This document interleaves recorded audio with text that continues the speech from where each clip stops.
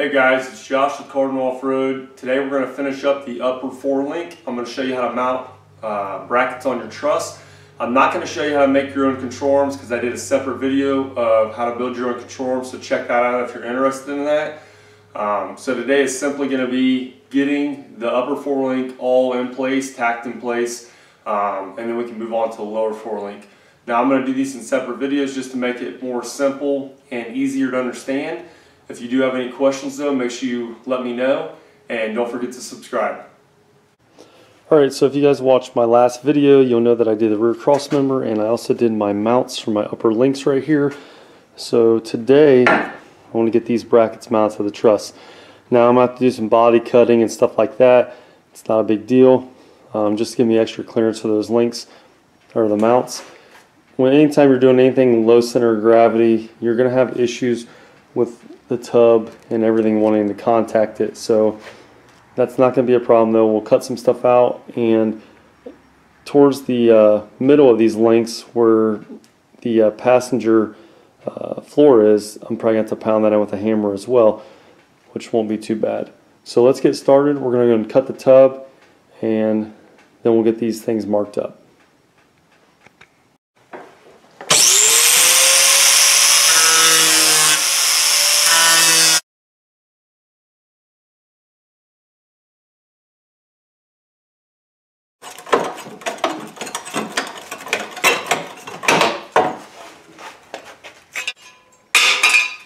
Alright, so I went ahead, I plumb bobbed my axle. If you're not familiar with the plumb bob, you watch my other videos, it's pretty simple. You just want to make sure that your axle is centered side to side and front and back.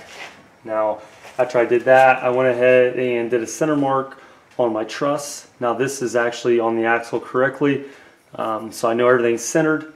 And the other thing I did was I went ahead and checked my pinion.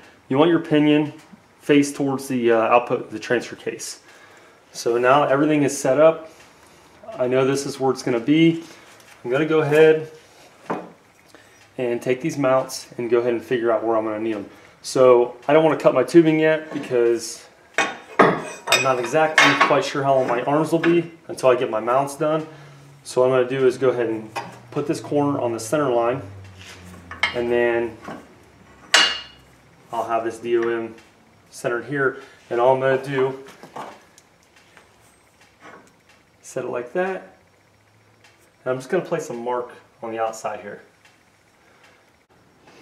So now that I got these in place, I went ahead with a marker and I traced around them.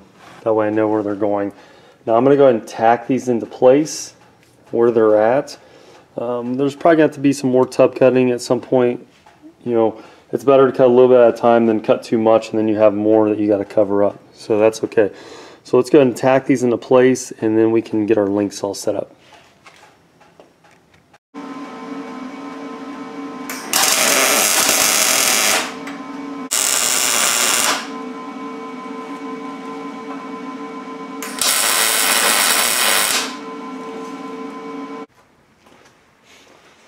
Alright, so I got both these tacked into place. Remember, when you do your tacks, make them in spots where you can cut them with a grinder, just in case you got to move them.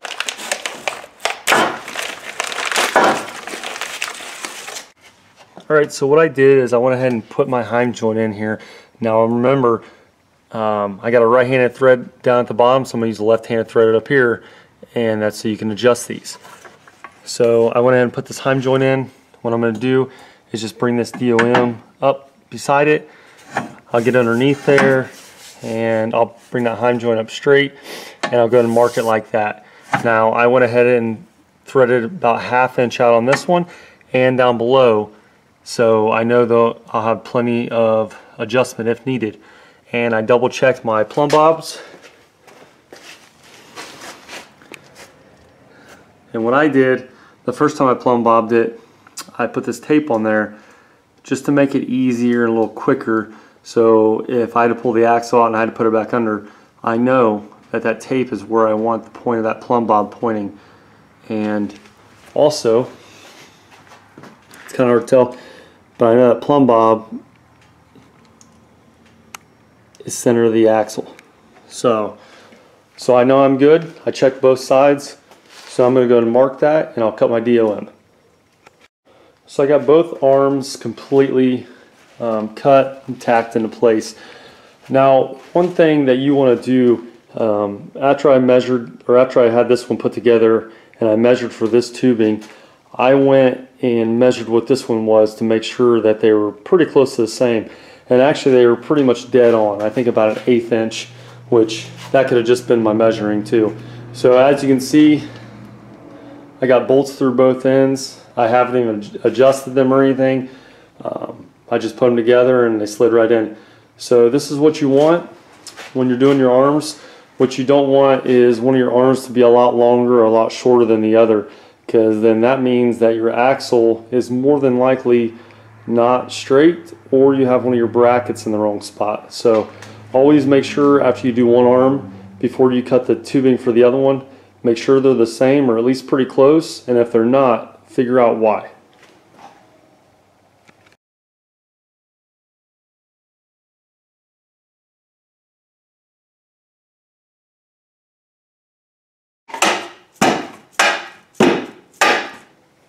Alright, so both arms are installed. Everything looks good.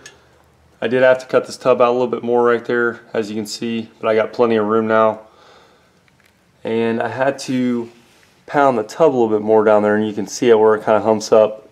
Now the reason I chose to pound it out instead of cutting it and welding is I'm not going to have to worry about any seams or any water getting up there. Plus this is going to be a lot stronger than cutting that and trying to re-weld it. So just using like a mini sledgehammer, and it takes a little bit, but you can do it. Also a jack with a board helps too, to jack that up.